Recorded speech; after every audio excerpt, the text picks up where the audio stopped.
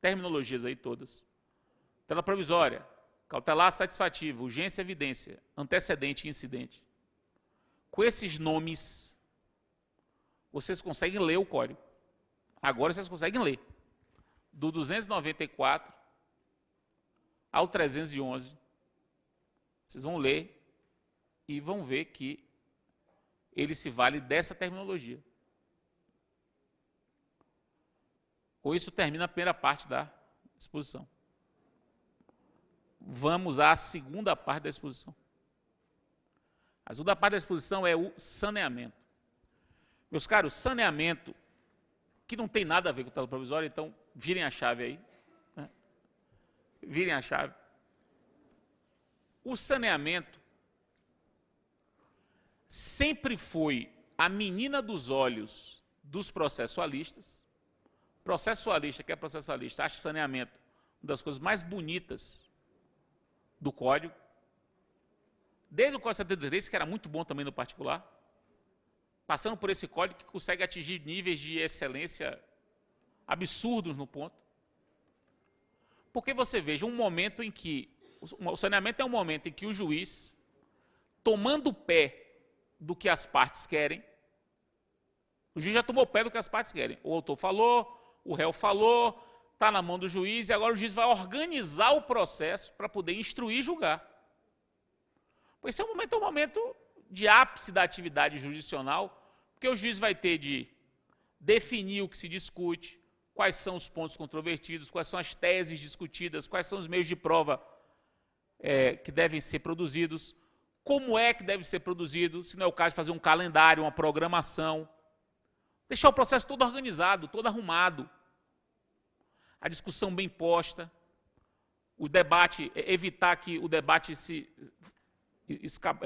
o debate fuja dos limites do que está sendo objeto do litígio. Então, é um momento espetacular. O grande juiz se revela no saneamento, no meu modo de ver. No meu modo de ver. Os meus exemplos de grandes juízes são exemplos de juízes que, no momento do saneamento, conseguem compreender o litígio e organizar o processo a partir dali em função do litígio que está sendo posto. Ah, quer dizer que a briga é essa? Então, se a briga é essa aqui, então eu não vou mais discutir isso, porque isso aqui é incontroverso. Eu vou me ater a isso aqui, porque isso aqui que é o ponto controvertido. E como isso aqui tem a ver com prova pericial, vou marcar o perito tal. Como essa perícia aqui, com esse fato aqui precisa de uma perícia contábil, vou chamar um contador. Como esse fato aqui precisa de uma perícia de engenharia, vou chamar um engenheiro. Quer dizer, ele começa a conhecer do problema e organizar o que vai ser dali para frente. Pois bem, o que o Código fez no saneamento? O Código, primeiro, ele dissecou com mais minudência o que o juiz tem de fazer no saneamento. 357 do Código. Eu diria que o 357 do Código deve ser um dos artigos maiores do Código.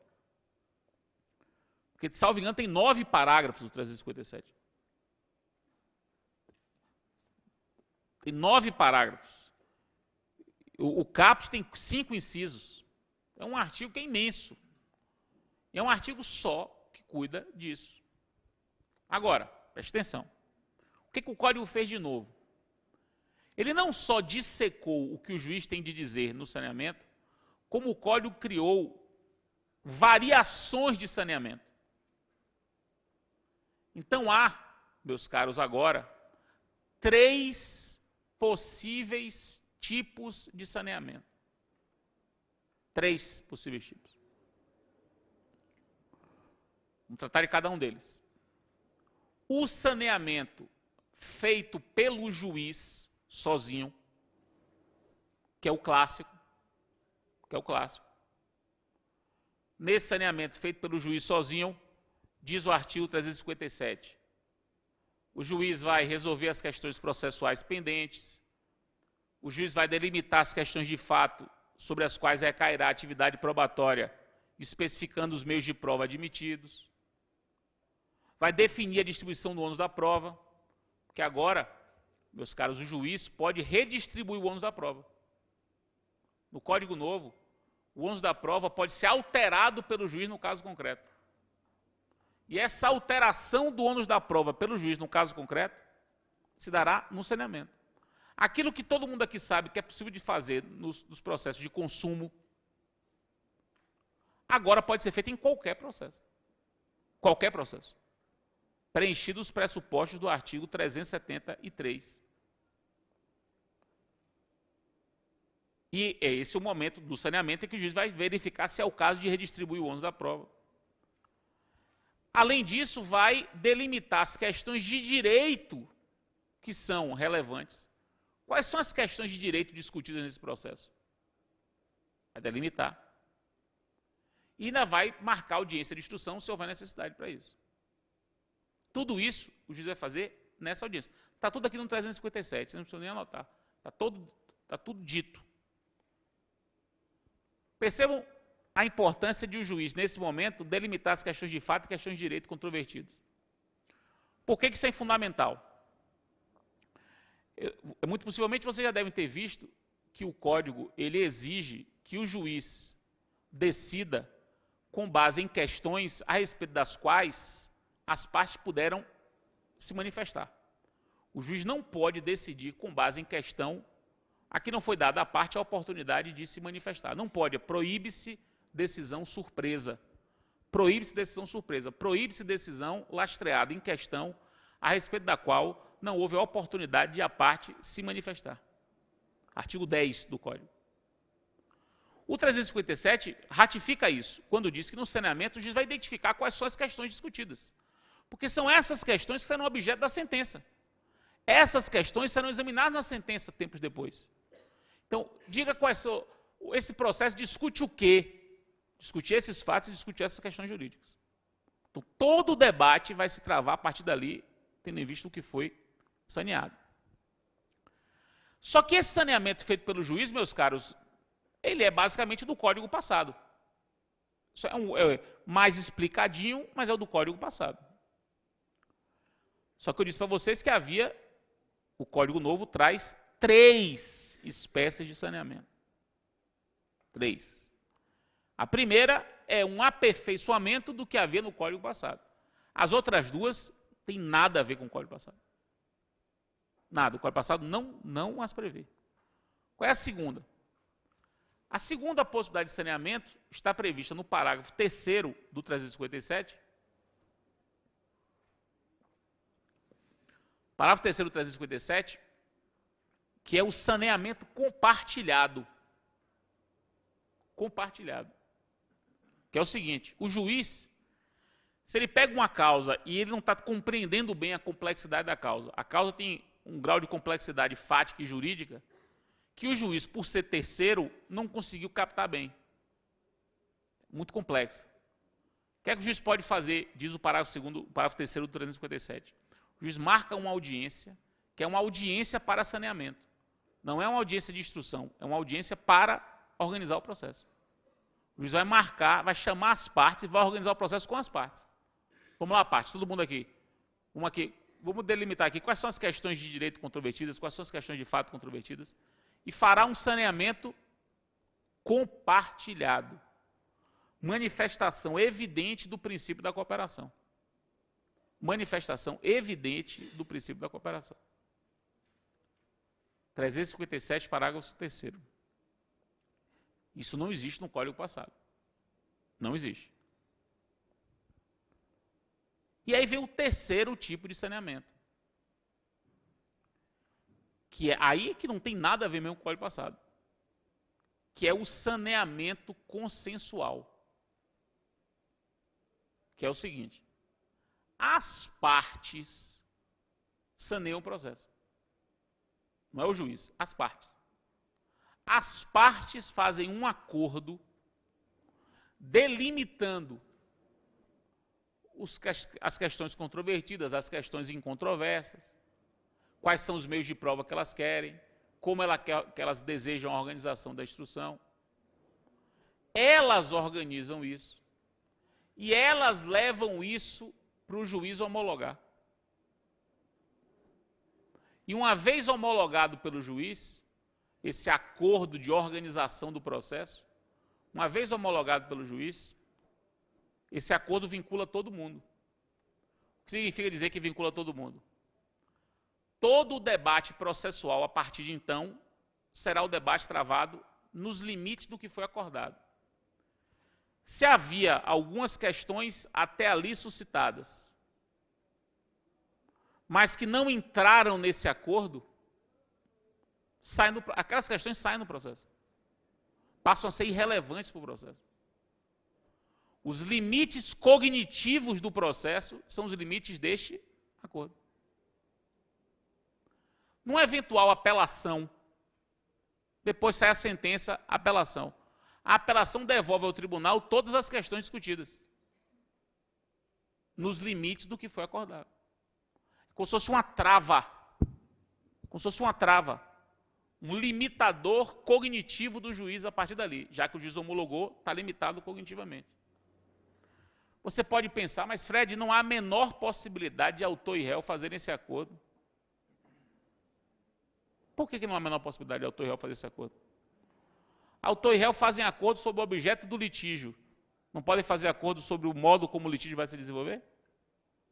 Todo mundo defende, nós todos somos defensores dos processos de autocomposição. Por que não pode se defender a autocomposição em matéria processual? Imagine, meus caros, dois, autor e réu, ambos defendidos por um de vocês. Autor é defendido pela Defensoria Pública, o réu também é defendido pela Defensoria Pública. Isso existe. Não existe? Você não pode ligar um para o colega, colega, estou com um processo aqui. O processo é da Defensoria Pública, ele é duplamente da Defensoria Pública. Vamos organizar esse processo entre nós aqui. A gente organiza quais são as questões de fato controvertidas, quais são as questões de direito controvertidas. Vamos levar para o juiz. Por quê? Porque vocês conhecem o caso muito mais do que o juiz. Muito melhor. É muito mais fácil para as partes delimitarem o objeto da controvérsia do que o juiz, que é um terceiro, que tem 10 mil processos para poder cuidar. Esse acordo, que está previsto no parágrafo 2º do 357, parágrafo 2º do 357, é o que eu chamo de acordo do dissenso. Ou seja, as partes acordam que o dissenso é aquele. Elas chegam a um acordo que os limites da discussão delas são esses. Elas não chegaram a um acordo sobre o litígio. Eles não conseguiram chegar a um acordo sobre o litígio. Não há acordo quanto ao objeto do litígio. Mas há acordo que o litígio é aquele. Compreendendo isso? Pois isso é fundamental. Eu, se fosse juiz, por exemplo, ia adorar. Porque minha atuação se pautaria nisso. Agora, qual é a preocupação que todo mundo me levanta? Ah, Fred, se tiver fraude. Se tiver fraude, é fraude, meus caros. Se tiver fraude, ato fraudulento é. Ato fraudulento, ato nulo. E se tiver simulação? Se tiver simulação, ato simulado é. Portanto, ato nulo. Isso é o problema de sempre de qualquer acordo. Pode ter fraude, pode ter coação, pode ter dolo, pode ter erro, mas isso é um problema de qualquer acordo, não é desse em particular. Se esse acordo for válido, portanto, celebrado por pessoas capazes, assistidas por advogados, e o juiz homologar, tanto melhor. Eu, embora seja advogado, algumas vezes já atuei como árbitro. Quando eu atuo como árbitro, sobretudo quando eu sou presidente do tribunal arbitral, eu imponho isso aqui. Eu não espero vir de lá, não, eu imponho. Eu, presidente do tribunal arbitral, intimo as partes. As partes devem vir na audiência do dia tal, já com o processo organizado. Vocês têm aí um mês para ficar conversando entre si, um mês aí, eu dou um prazo, um mês, um vai para a história do outro, fica conversando, delimita as questões de fato. Eu quero todas as questões de fato em controvérsias numa lista, todas as questões de fato controvertidas numa lista, e todas as questões de direito incontrovérsias numa lista, e todas as questões de direito controversas numa outra lista. Eu quero essas 4 listas. Vou trabalhar com ela. Porque, por exemplo, depois, na instrução, quando eu faço a instrução, digo assim, indique a parte a prova que quer. produzir. Se for prova testemunhal, indique a testemunha e o fato da lista dos fatos controvertidos que a testemunha vai depor. Então, a testemunha vai depor sobre o fato A, F, G, J e L. Por quê? Porque eu, juiz da causa, quando a testemunha vier, o senhor vai depor sobre os fatos A, B, C e E. Eu vou perguntar sobre A, B, C e E. Eu não vou dizer assim, fale sobre o que sabe da vida da pessoa. Porque isso é você trazer para o processo a quantidade de informação desnecessária. O processo é um tumulto de informação. Você tem que racionalizar, organizar o debate. Organizar o debate. Meu caro, você foi chamado aqui para falar sobre o fato tal. Aqui, ó, a indicação, fato tal. Fale sobre o fato tal. Eu, árbitro, faço assim. O código permite que o juiz faça assim? Claro. E, evidentemente. E as partes podem fazer isso via acordo consensual de organização do processo? Pode, 357, parágrafo 2º. Então, veja que o saneamento passou a ser uma atividade muito prestigiada no Código. E aqui, meus caros, faço um parêntese, abro um parêntese para dizer o seguinte. Não sei se vocês já tiveram alguma palestra, ou já leram alguma coisa sobre o assunto, já viram algum curso sobre o assunto, mas um dos principais assuntos do Código Novo, um dos principais temas do Código Novo, é, sem dúvida, o tema dos negócios processuais. Que é exatamente negócios em que as partes alteram o processo. Elas negociam sobre o processo, sem negociar sobre o objeto do processo. Os negócios processuais são uma marca do Código Novo. Por quê? Porque o Código Novo prevê a possibilidade de as partes celebrarem qualquer negócio processual. Existe uma cláusula geral de negócios processuais. Dá um evento há 10 dias, 10 dias não, hoje é que dia? Hoje é dia. Há 2 semanas atrás eu estive no Rio, na Defensoria Pública do Rio,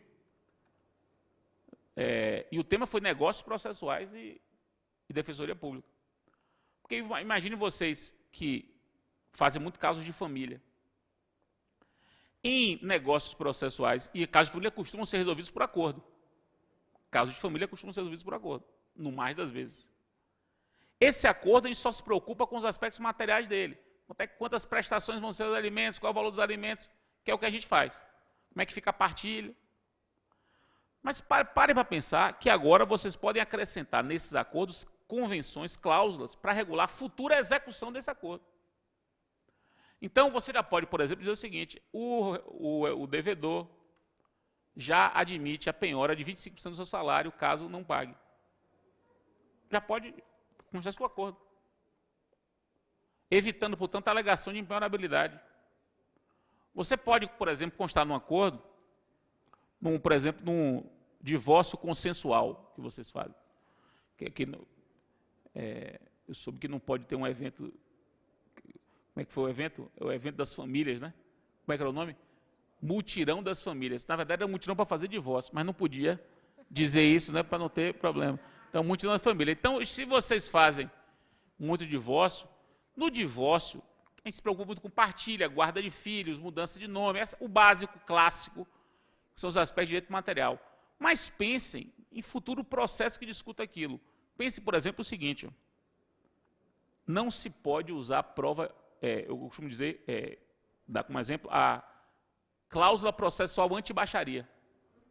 O que é a cláusula processual anti-baixaria? Você vai discutir em juízo alguma coisa de família, não pode usar vídeo íntimo, não pode usar foto íntima, não pode usar carta íntima. Não pode. Tem uma ética que tem que ser preservada.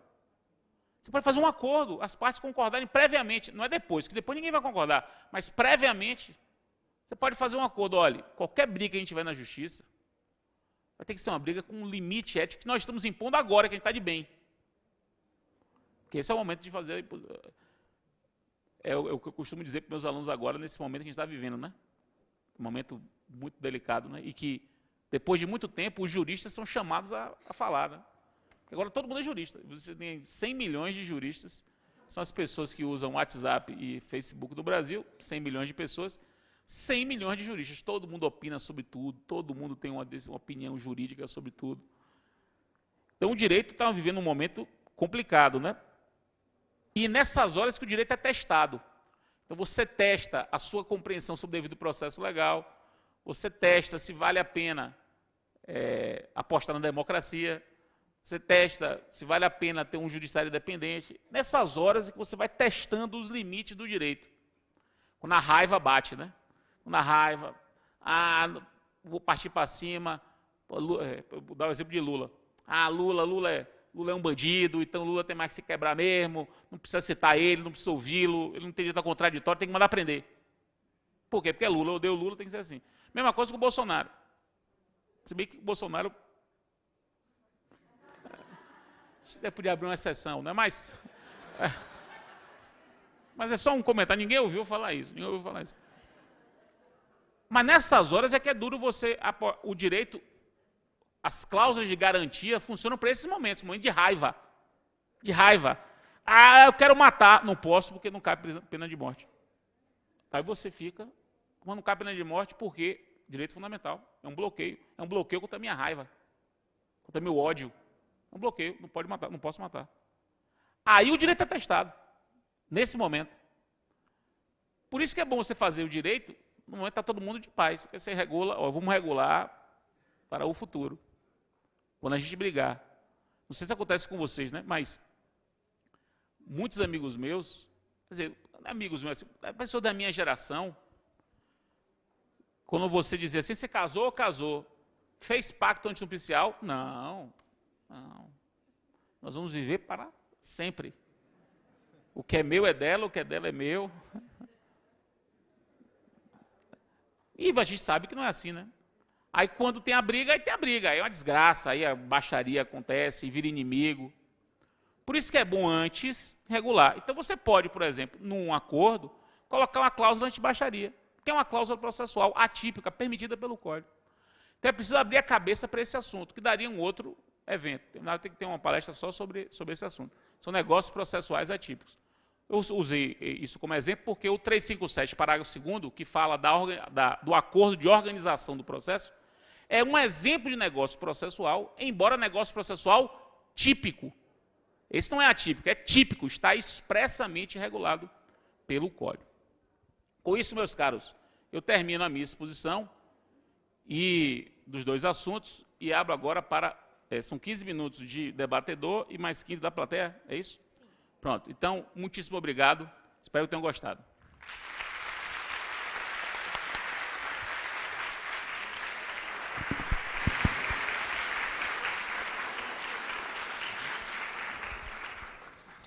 Bom dia a todos, queria agradecer aqui a oportunidade de estar hoje compondo essa mesa de luz com o professor Didier, nosso defensor público geral, corregedor, representante da DPU, dizer que a palavra debatedor é muito pesada. Estou me sentindo que debatedor é um desafiador, como se eu estivesse no UFC aqui e nossas categorias fossem distintas. Então, você é um intermediador, não vou ser um debatedor, não. E tem uma parte. A categoria do UFC é uma categoria que varia por conta do peso. Não precisava ser tão ostensivo em me chamar de gordo. Não foi sobre esse aspecto, mas o novo CPC privilegia o contraditório, então você aproveitou a oportunidade aqui, né?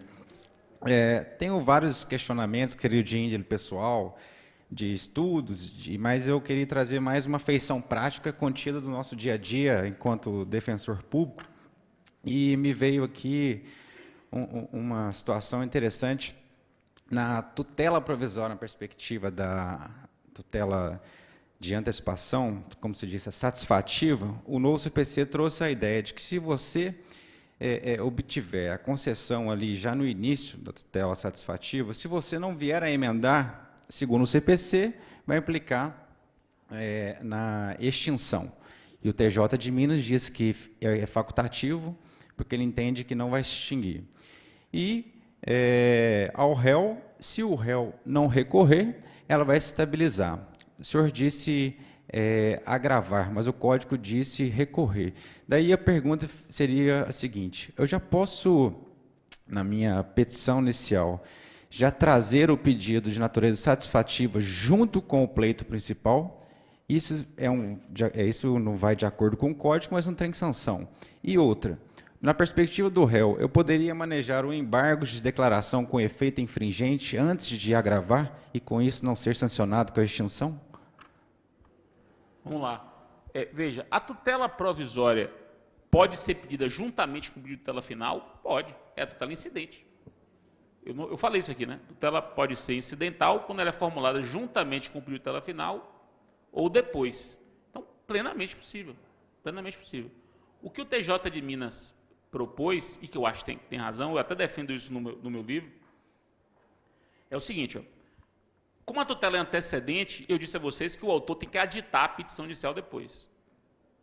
Mas pode acontecer de o réu não ter recorrido. E aí, veja bem, se o autor não aditar, extingue. Se o réu não recorrer, extingue. E se acontecerem as duas coisas? Quer dizer, o autor não aditou e o réu não recorreu. Vai extinguir, mas com a liminar produzindo efeitos ou sem a liminar produzindo efeitos? Isso o código não regulou. Isso é uma lacuna do código. Então, o que é que o TJ de Minas fez? Eu acho que ele tem razão. O autor obteve a liminar, o autor obteve a liminar, o réu não recorreu, vai extinguir e estabilizar, mesmo que o autor não adite. Por quê? Porque você vai prestigiar a estabilização. É isso que eu acho que tem razão. O TJ de Minas eu acho que tem razão. Eu acho que é a melhor saída. É prestigiar na dúvida, em prol da estabilização. Então, a pergunta é se é possível formular um pedido de tutela provisória conjuntamente com o pedido de tutela final. É possível. E você fez uma outra pergunta também. Na perspectiva do réu. Sim. Se os embargos impedem a estabilização. Impedem. Eu falei agravo porque é o que normalmente vai acontecer. Mas, na verdade, o Código fala recorrer. Pode ser por embargo de declaração, pode ser por agravo de instrumento. E se você pensar bem, pode até ser por agravo interno. Porque imagina o seguinte, eu peço a liminar, o juiz nega. Quem agrava é o autor. O autor agrava, até então o réu está em casa. O autor agrava. Lá em cima o relator dá a liminar. Aí o relator dando a liminar, o réu pode entrar com agravo interno contra essa decisão. Se não entrar, estabiliza. Ok. E me lembrei uma coisa aqui agora, que da sua fala, Dr. Fred, que eu acho que é muito importante, por estar falando para defensores públicos, que a defensoria realmente não fica restrita só à ação civil pública, e essa sua visão aí da questão da coletivização ser além dela é muito importante a ser propagada, né? A exemplo dessa situação aí do WhatsApp estar suspenso e já ter até um recurso no tribunal lá, seria o caso até de um amicus curiae ali, não? Por que não? Né? E é uma perspectiva de uma questão pontual e coletiva, sem se dizer de ação civil pública. E voltando aqui para os questionamentos, a gente atua muito contra a Fazenda Pública, que é o maior litigante do sistema judicial, diga-se de passagem. O senhor entende que a estabilização da tutela antecipada contra a Fazenda Pública está sujeita ao reexame necessário? Como é que vai ficar isso? É uma excelente pergunta. Eu acho que não. Eu acho que é possível estabilização contra a Fazenda Pública, como é possível ação monitória contra a Fazenda Pública. Hoje não há discussão que cabe monitória contra a Fazenda Pública. Não há discussão. Cabe também estabilização, até porque, lembrando, a estabilização, ela gera a extinção do processo sem exame do mérito e gera a estabilização apenas da liminar, e tem 2 anos para o poder público ou para o réu discutir aquilo. O que eu acho é que não cabe estabilização da tutela antecipada no juizado da Fazenda Pública. Não cabe no juizado da Fazenda Pública. Por que não cabe no juizado da Fazenda Pública? Cabe contra a Fazenda Pública nos processos comuns, mas não no juizado. Porque, veja bem, no juizado a Fazenda Pública não pode ser autora. Não pode ser autora. E ela teria de ser autora desses 2 anos aí depois da liminar, para discutir a eventual. Ela tem 2 anos para entrar com uma ação para discutir essa liminar. E aí ela seria autora, e não poderia ser autora nos juizados. Então é incompatível com o sistema de juizados. Eu acho que a estabilização contra a Fazenda Pública no sistema de juizados é incompatível, mas no resto é compatível. Tá, ok. E não precisa de remessa necessária. Não haveria. Não. Tá. O colega Douglas fez uma pergunta aqui, eu queria ilustrar ela com um caso prático que eu tive na semana passada. Eu participei de uma audiência de instrução e julgamento, eu era curador, era uma ação de investigação de paternidade pós-mortem, eu estava pelo filho um dos filhos que não foi encontrado ali do Decurso, e na audiência